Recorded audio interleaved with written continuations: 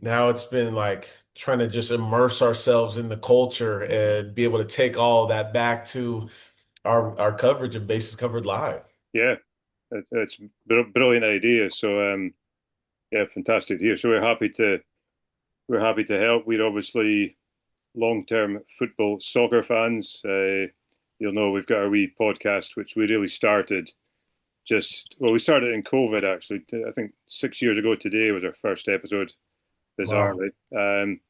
But our idea was to try to make baseball interesting for other football fans. Um, Sport, but a different sport. So that's where we are and what we've been trying to do. So, and the World Cup's obviously made it exciting for us as well. The Torton Army certainly delivered in Boston and Miami. I had a little jealousy that I didn't get to be there for that one. Yeah, well, Richard was there, so he was able to join in, see some of the baseball and the football. The Scotland team did what the Scotland team does, but the fans did what they do as well. They're fairly special, fairly unique. No, it was amazing. They stole the show. It's been brilliant. And the new series you're back up on Sunday. Yeah, Sunday we get going again. Dodgers, Mets. We were just sitting here talking about how special it is for our fan base to be able to, in our audience, to be able to see what could be, one of the best teams to play this game for such a long period of time in the Dodgers, in the dynasty that they may be creating right now, but also, a Mets team which has a huge fan base that's going through their ups and downs. But also they have, one of the best players that the game has seen in Juan Soto. So many storylines coming up this Sunday, and I'm glad we get to break it down. Yeah, that's cool. That's exciting, and I think yeah, and I think you wanted a chat, obviously, to find out a bit more about how we can maybe promote this, or for football fans or for non-baseball fans. So, um, you guys obviously been into baseball all your life. Is that just something you grew up with? Yeah, I mean, for me, where I lived in Atlanta at the time was we're talking about dynasties. The Braves went to the playoffs every single year. They were the team of the 90s. And even my family who lived in Boston, they were Braves fans. They didn't follow the Red Sox. So we had youth parks that hosted baseball year round because the weather Yeah, cooperates. And so it's almost a part of the cultural fabric at that point. And my father didn't necessarily watch it as much. He ended up coming back around to the sport on his own later, which was just awesome to see. yeah, But he never discouraged the fact that I had attached to it and loved it so much. And so it was just kind of a natural. I don't think I've ever poked my head around what I would do. I've covered other sports, but this was always kind of the main goal for me. yeah, Yeah, I think for me, it's as a player, just like, and I think what will be kind of what we've seen already is like people falling in love with specific athletes, right? Like when you think about football, when you think about cricket, we've had a lot of those conversations here. But like, I fell in love with watching Tony Gwynn, an outfielder for the San Diego Padres, as I grew up in San Diego. And then it was natural love for the sport. And it was like, man, maybe I can do this and start playing it as a young buck, 9 years old, and falling in love with the actual athleticism of the sport. And I think that's what, we relate to in football and cricket is there's such a appreciation for the way guys move in the game and the plays that they're able to make. And I think that's as a former player, I get to break those things down and show people why those things are special and relate those to what Melanie's so good at is kind of telling the stories of these guys, the backgrounds and what makes their personalities even that much more special. Yeah, I was just going to say it's funny you should mention the 1990s Braves because there was an early attempt to get baseball popular in the UK, and it was a Channel 5 program in 1997 that started off, and the presenter, the British presenter Jonathan Gould, was a big Braves fan, and of course they were doing well. So I remember that being introduced to it. And was it Chipper Jones, Yep. Mhm. Kenny Lofton? and his sidekick, who was a summarizer, he was uh, Todd Macklin, who was a Red Sox fan, and he was really knowledgeable about the sport, and he used to rib Jonathan Gould about his lack of knowledge for being a Brit. But over the series, you could tell he was learning and becoming more into baseball. Part of the problem is that we love it, but we didn't grow up playing the sport, so we don't have that insight, that almost instinctive knowledge of the game that you guys have got, and that's maybe something that you can build into your program to help us understand better. I mean, that's our whole goal at the end of the day. And what we love is so unique about this broadcast is we're not sitting in a booth. It's not stiff. We're on a couch. And so that's what we want is we don't want to talk to you or at you. We want to talk with you about it. It's designed to feel like we're hanging out in your house together or down the street. It's very casual. And so we do keep enough information in there that fans who have now been watching for several years don't feel like it's too simple of a program for them. But at the same time, that's why Felix White is so brilliant as our British analyst, because if we do get a little technical, a little too far in the weeds with it, he can say, okay, stop, for those who don't understand, explain why this is important or what it is.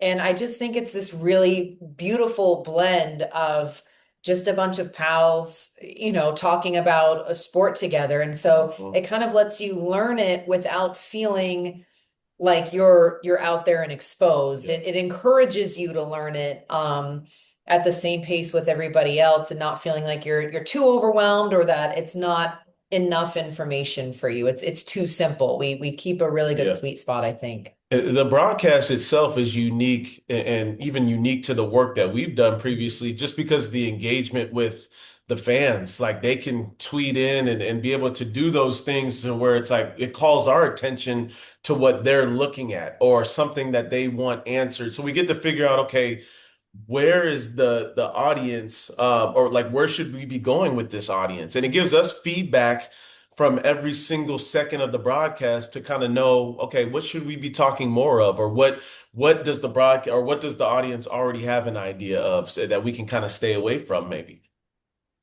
I think that's a really good point because I think that's the thing that fascinates me. When we set this up, we obviously thought we'd appeal to people with no knowledge. But as you go on, you build knowledge. People have knowledge, and then this year, actually, because we did a couple of World Cup episodes, we thought we would also do a few episodes trying to explain some of the phrases of baseball. So you're watching you guys on TV, and you're saying it's a 3-0 count, and it's like, well, that's a foreign language to British people. Yeah. But for you guys, it's just a normal thing to say. But we actually found when we were doing it, we thought this would be one episode. I think we're on to like 4 episodes now, but even that's now just become that almost, I don't know if a mishmash is the right phrase, but it just becomes so much. It's yeah, where'd you stop? Where'd you go with all that? And who's your target audience here? Do you want, because nerds like us who are watching baseball in the UK, we've got MLB TV. So you've got guys, TNT Sport, BBC. Are you aiming for? You're aiming for 2 markets. Are you aiming for the guys who know what they're watching, or are you aiming for guys who've never watched a game before? Yeah, I think to go back to the unique style of this broadcast, it really is designed to be both. So to grow with people who haven't been around the game before, and again, just a comfortable place for them to understand and to learn. And then at the same time, those who have already been with us from the beginning and want to keep watching, and hopefully we're just, you want people to identify with broadcasters and say, oh, I love tuning in because I love these presenters and their personalities and the way they do things. And so that's, again, where we have started to evolve it to be not as simplistic. So that way that does allow for them to move forward with us and not go, okay, it's time for me to graduate to watch this under a different format, a different broadcast. We really are trying to do something that most game presenters don't do, which is to capture both ends of what is a relatively new sport for what we know a lot of our audience to be. Yeah. And I think that's what's cool about the way our setup is too, is it's inviting to all audiences, I feel like. And if we can even capture the young kid that may be thinking about getting into baseball or wondering what baseball is, I think that's another aspect of it too, because it allows almost one generation to kind of pass it to the next. Somebody teaching, hey, what is this? What is this I can get involved in? How do I get involved in it? That's where I see it continuing to grow too, because if we can hit that younger audience in a relaxed fashion to where it's not your typical broadcast, we chilling, having a coffee, Yeah. enjoying conversation. That's where I think we can hit the younger fan base. And to the point of the minutia of it, you're just not going to find another broadcast where we have the technology, something crazy, especially physical, happens in the moment of the game. X who played is going to get up and do a Yeah. full physical breakdown of let me show you what just happened and why that's amazing or difficult or whatever it is. You do not have that freedom in any other format. Yeah. Absolutely. I really like that kind of community approach you guys are taking to it as well, and especially with the kind of generations to come. 'Cause I was just thinking back there, you'd mentioned the Braves in the 90s. So as a teenager, I got into baseball by listening on the radio of all things. There was a network called Armed Forces Radio and Television Network. I can remember it in Europe in the 90s for all the US bases. And I remember listening and just flicking through the radio channels and just hearing this noise. And I think it was a big game. It was definitely the Braves. I think Tom Glavine was pitching, I'm sure. And just hearing that, you could barely hear it because we were quite far away from the reception. Something about it grabbed me. So what's going to grab you? How do you grab the teenagers today to make them baseball fans for life Right. and stuff as well? And I think that's Right. so exciting about what you guys are doing. I think, and you guys have probably seen it too, is and Major League Baseball and MLB Europe does such a good job of this now, is the social aspect of things, right? Like taking whatever conversation we have during the broadcast, how can we make it bite-sized for the younger generation too? How can we give it to them in 30 seconds? Because we know they have an attention span of a goldfish. So it's fun to be able to be creative with the broadcast and create other platforms to where people can soak in what we're doing. Yeah, and I think like X has touched on these dynasty teams and these amazing players, like what Shohei Ohtani is doing right now. And so it's this really good combination where he's going to be able to point out guys who are worth to follow because of their talent and that athleticism. And then we bring in a balance because Felix is just this amazingly lyrical analyst in the way that he can talk about individual plays that he falls in love with, or little pieces. He loves the curveball. And then I come in as that third member, and my tie has always been emotional connections, human interest stories, that vulnerability that every single one of us has when we tend to put athletes on this pedestal that, they have just done this. They're untouchable. They've always had a perfect life. Everything is easy. And we break that down into you might have more on a human level in common with him than you thought, and why you want to stay around and be a fan and root for their overall success. So it's just this really good blend of, I think, attracting really any age level, depending on how you're wired, to want to watch the game more. Absolutely. And it's about those moments as well, isn't it? So Alan mentioned I was lucky enough to get over to the World Cup, and I got to 5 different baseball games when I was over there in 5 different cities. So 4th of July, obviously amazing, America's 250. I got to see Randy Rosarena hit a grand slam on the Oh my 4th of gosh. July when they beat the Blue Jays out of the park. So yeah, and that's a moment that'll live with me. My son's 15, fell in love with that. That was his moment. We're over there seeing family in Seattle and stuff like that. And we also went to the Tacoma Rainiers as well, the Yeah. AAA team. And that was so cool. And I'd love to know more about what does that step look like between AAA when you're doing that there and then that step up to the majors. What a moment that must be hard. And I know it goes back and forward a bit with baseball, but it's, yeah, fantastic to hear about that kind of stuff. That's a perspective that we both have a lot of familiarity with, just because as a player, you almost want to stay away from the minor leagues, right? You're trying to go from single A, double A, triple A to the big leagues, but it's where you grow up and become a man. It's where you learn so much about yourself and go through failure. And I think that's something everybody can relate to, right? Is like going through failure makes you stronger as a player, but also as a person. And then your life completely changes once you get the opportunity to go to the show. And then how do I like from a psychology standpoint, like how do I stay in the show mentally? What do I need to do to make sure I'm on point with my game every day to where I'm not sent back down? So I think you hit on a great point, Richard, just the idea of that battle between the minor leagues and the big leagues and trying to stay there. And I think from my end, I was in the minor leagues for 7 years, and it's like he said, you grow up, but you also, I think life kind of asks you, like, are you sure that this is where you want to be? Like, do you want this? Because it's not glamorous, and for us to try to emphasize just the distance, because obviously travel through Europe versus the United States is so different. The lower minor leagues, everywhere that you're going is on a bus, a charter bus, basically. And so you picture an entire team, the staff, the broadcasters. You finish a game at 12 a.m. and you could be on a bus for 12 hours and you're not and you're not gonna, you're in the same state. You're not even going across the country. You are in one state. You wake up in the same state and then you have to play again. You're getting in the hotel at 9 or 10 a.m. and there's a game at 7, which means you're at the field at 3. And so you go through that grind, and as much as it kind of chews you up and there's really not money to be had, they've made it a much easier format now and a much more profitable format now, which is amazing. But the era that we were was not.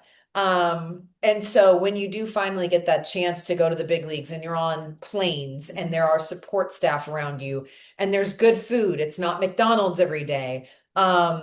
You appreciate looking back everything that you did. And I think especially the intimacy of the minor leagues, because there's so much more quiet and there's an ability to really, really seep into a community if you so choose to. And so there is nostalgia and fondness looking back on it. But it's definitely a testing grounds to get to that next step.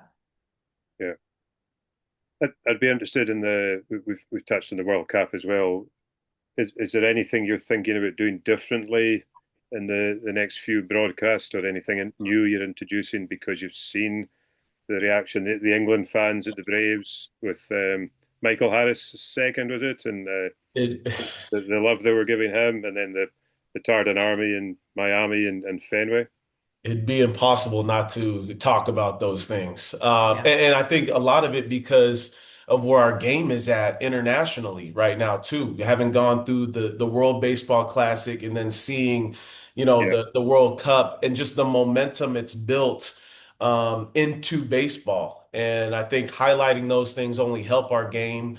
I think one of my biggest takeaways was just you don't typically see fan interaction with the players like that, like what we saw with Michael Harris the second.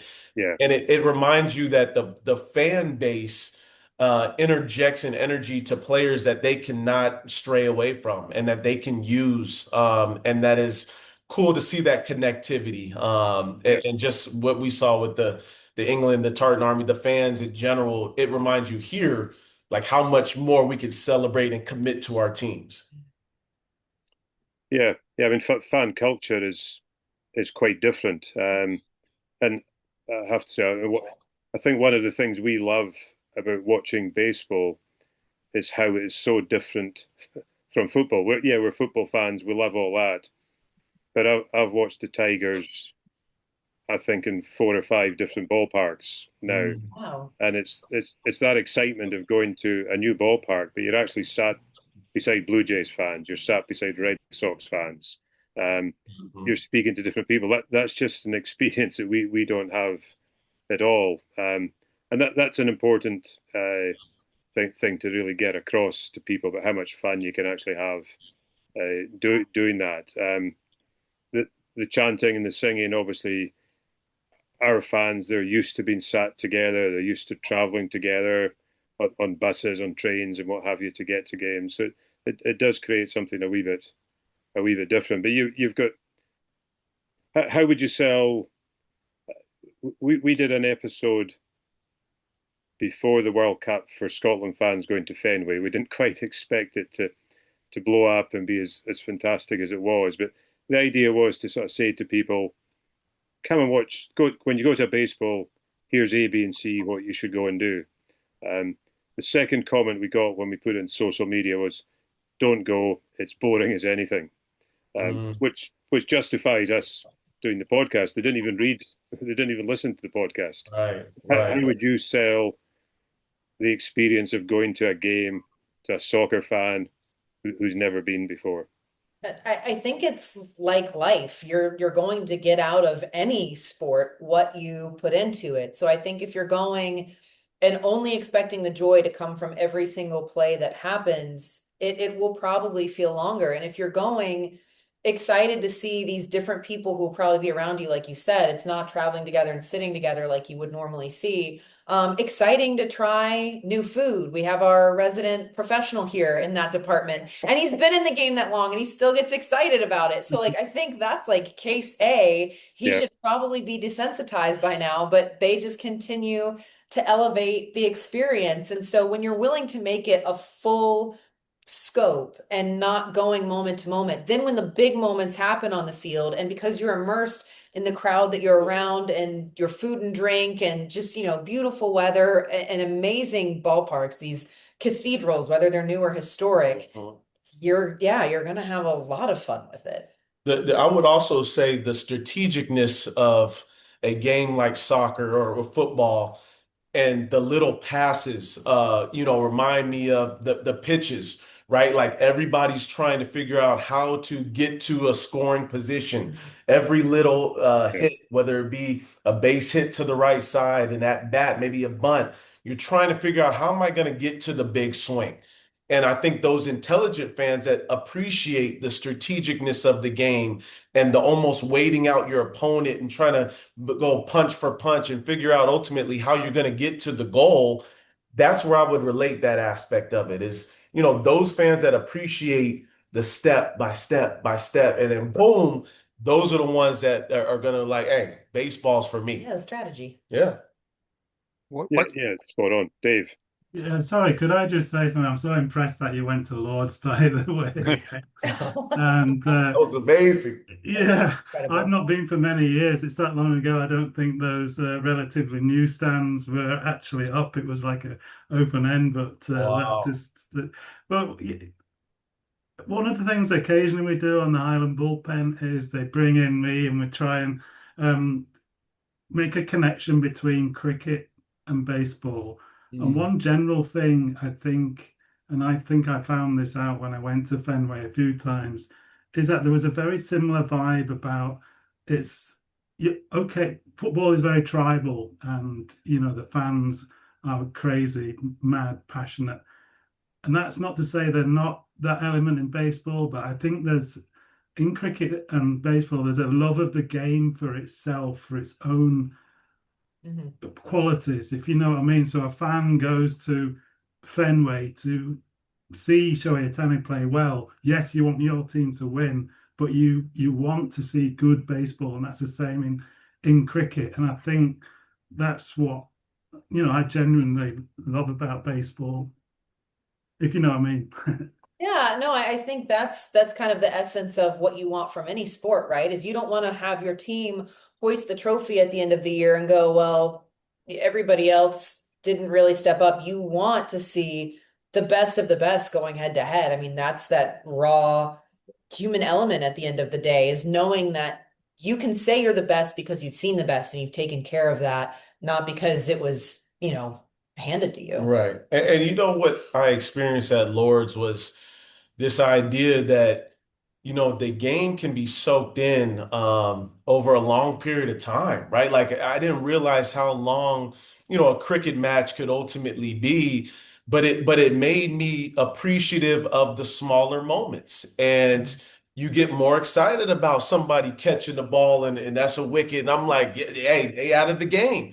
So it's interesting to see when a game can have those slower elements to it. You almost sit back and say, oh, I appreciate, somebody hitting it out of the boundary now more. And those moments that happen, I think the same can be said for baseball.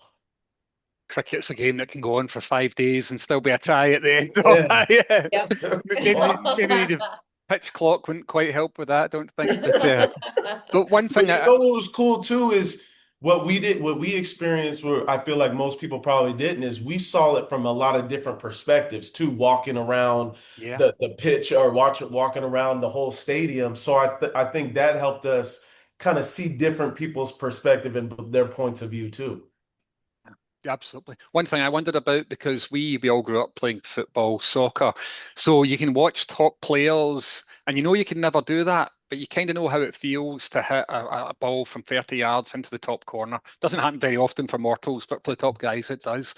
I would love to know what it feels like to be standing under a towering fly ball, to feel a 95 miles per hour fastball swing by your ears. And that's the bit I think I miss out on, because you guys, little league, minors, majors, just how the feel for the game we can learn lots about it, but we'll never Yeah. really learn how that feels, if you know what I mean. Yeah, it's a different adrenaline, and a different feeling when you have 40,000 fans like expecting you to do something, but you've got to focus and almost have a tunnel vision on a fastball that's coming 100 miles an hour with some late movement, and you've got to figure out, how am I going to get this bat to match this ball at the perfect time. It's almost like you're in a dream, honestly. You think about a dream, everything else is out of the picture, but it's your focus is so like minute on the moment. And very rarely in life do we have that, right? Like to where you're so focused on one There's no thing. peripheral. Yes, and I think it's magical. I think Felix would say it's a magical type of Magical moment, moment. right? And I think getting to be able to describe those moments on the broadcast or something that I talked about hitting a home run, just almost your bat is going through a cloud, right? It makes a 100 mile an hour fastball seem like you barely touched a pillow. And those moments are kind of what we get to talk about naturally on the broadcast. I must say, for all the grounds I went to, the fans were so welcoming, and all of them, and every Yeah. Scotland fan, the thousands, and at Fenway, many others like myself went to Miami as well when we were down there and stuff like that as well. We were so impressed at how welcoming the baseball fans were everywhere we went. Well, and that starts with the aura that you presented as a fan base, just coming from that third party that kind of saw it from the outside. When fans see these joyful, over the top, but also like respectful and wanting to thrive in camaraderie, that immediately before you can even get there, that opens their arms. It's like seeing the most happy house guest coming down your drive. You want the door open, you want them in because you want all of that good energy for yourself. And so credit to the fan bases that traveled, because every single one of them had these wonderful reputations that preceded them. And if anything, it was everybody wanted to be a part of it. Everybody said, well, how do we get them here? We're not hosting a World Cup game, but now we want to be a part of this amazing fan base. Well, we have an idea. So like MLB London series, we've always had a few games that we've talked about the Red Sox and the love of the Tartan Army, the Atlanta Braves with Michael Harris and the England fans. So what about getting a Braves Red Sox game over in London? You could imagine, I'm about it. yeah, that would be an ideal one. You'd love to commentate on that. That and listen, those are the two halves of my childhood. So Yeah, we'll sign off on it now. We have no authority or power in anything, but we'll take that matchup yeah, every day. 100%. We were just talking about how to get, more series even within a year in London. Like that would yeah, be amazing. I mean, they said Bryce Harper kind of talked about that a couple of years back. So hopefully we get to that point here as we continue to build momentum in our game. yeah.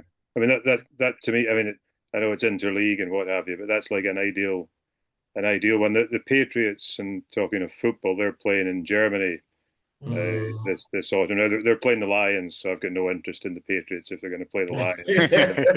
Um, but they've actually, I can't remember the name of the owner of the Patriots, but they've held tickets over for the Tartan Army to go to Germany to cheer them on as well. So Wow. I it's didn't hear that. fantastic, and that's sport transcending disciplines really there, isn't it, as well? And that's part of what you're bringing to our screens then as well.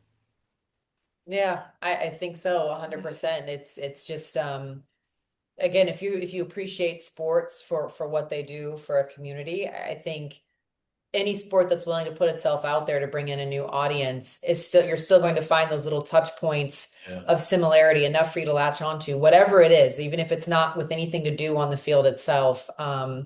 It's easy to grow into a new one. It's the same thing. We didn't know much about cricket. And then leading into it and watching some tests and starting to learn a little bit and then actually being in the grounds, there's what's not to enjoy about it. It reminds us too, I think it challenges us as broadcasters too to find those connections. I was over in Scotland earlier in the year and had some haggis every day. So now I figure out if I'm talking to Tartan Army who is loving the Red Sox or something, hey, I know where those connection points may be. So there's certain things where it reminds us that we can be more broad in our conversation with certain things. There's a big opportunity there now because if you walk around Scotland now, if you walk around Glasgow, you will see a lot of Red Sox colours. So people have taken caps back, they've got shirts back. I know Dave's our resident Red Sox fan, so he'll be delighted. But that's just something we can really build on. Yes. Well, as a baseball community, and for us supporting other teams, that's great as well because it's people are coming to the game. Exactly. Yes, yeah. No, it's so exciting. I think whoever of the 30 that you choose to root for.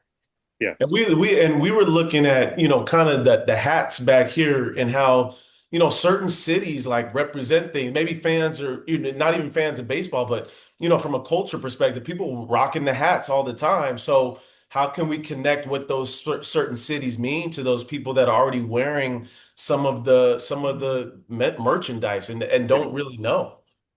Yeah, I mean, we planned to do a wee episode around that as well. I mean, we did one in the early days trying to associate Scottish football teams with different teams, but I think like St. Louis Cardinals, you're French. Detroit is a French name as well. So you've got all sorts of connections you can then pull in to different cities as well. So I think there's a lot of mileage in that, and that's how do you get somebody to support a team? Find a connection. Right. Exactly. And that's what we were talking about earlier, just blending the different pieces of athleticism and personality so that everybody, no matter how you're wired, whether it is logical and wanting to see great plays or it is emotional and just wanting to feel identifiable within somebody else, there's just a limitless opportunity. Yeah. Yeah. Fantastic. Fantastic. You get any other questions, guys, you wanted to? I guess I had a brief one. So we're talking about trying to do another trip and trying to go somewhere where we can maybe get to 2 or 3 different baseball stadiums that are relatively close together. And I guess we're maybe thinking Upper Midwest or something like that. But I don't know if you guys had any suggestions for somewhere we could go and maybe take in 2 or 3 games within a relatively travelable distance by American standards. Yeah, so there would be 2 pockets that I would start with there, and one would definitely be Midwest because you can do Cardinals, Cubs, and White Sox relatively easily. Obviously, the Cubs and the White Sox share the same city. And then on the East Coast, you can do Baltimore, and then the Washington Nationals are about half an hour south. And then about an hour and a half north is the Phillies. So I think those are 2 little pockets where 3 teams are very easy. I think the rest would be a little tough, but those are probably your softest landing spots. Yeah. Fantastic. Thanks for that. Like the second one, yeah. Dave?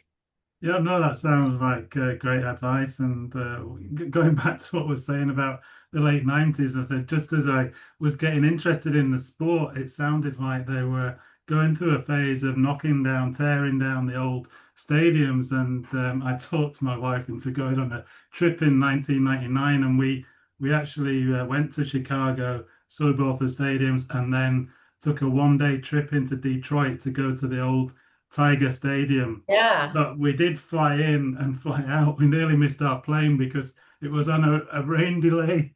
And Oh no. we stayed to the end, and fortunately we found a friendly taxi driver who took us back. But that to go to Tiger Stadium was one of the best sporting experiences I've ever had. And you've still got Fenway, you've still got Wrigley, and some other stadiums as well. I think the Dodgers is quite an impressive stadium to visit. So Yeah, thanks for your tips on that. Hopefully we'll get something together next year or the year after. Yeah, and when you do, listen, we've got all the places for you to stop in and out of the ballpark. I think we've got that pretty worked out. So Brilliant. Nice one. Conscious of your timing, guys, you got a busy day, so we really appreciate the chance to have a no, we thank appreciate it. Thank you. you guys for waiting. It's been Yeah. awesome to chat with you all. Yeah, Will you be tuning into the game? I see you do the play-by-play for the Orioles. Are they not playing a double header today in Fenway? They are. And talking about just my personal history, we don't talk about the fact that I grew up a Boston fan around the Orioles. All right. Keep that quiet. But I'm very curious to see if they get that franchise record 15th consecutive win today. I don't, it's just that's what's so beautiful, you know. They have not been a good team this year, but they could do something some of their greatest teams have never done. Yeah. So I'm not rooting against Baltimore. I'm just waiting to see a good game. Understood. Yeah, a 1-1 split would be quite good, you know. So Boston gets the first one, and then the O's get the second. There you go. We'll take that. That's a good settle. brilliant. Thank All you the best. guys. All the best for the new series, guys. Thank you. Absolutely. Appreciate you guys. Thanks, guys. Cheers. Thank Cheers. you, Bye-bye. Greg. Bye. I'll follow up with you after as well. Brilliant. Thank you, Brilliant. Maria. Thanks Bye, for folks. everything. That was guys. brilliant. Thank you. Bye, guys. Bye. Thank you.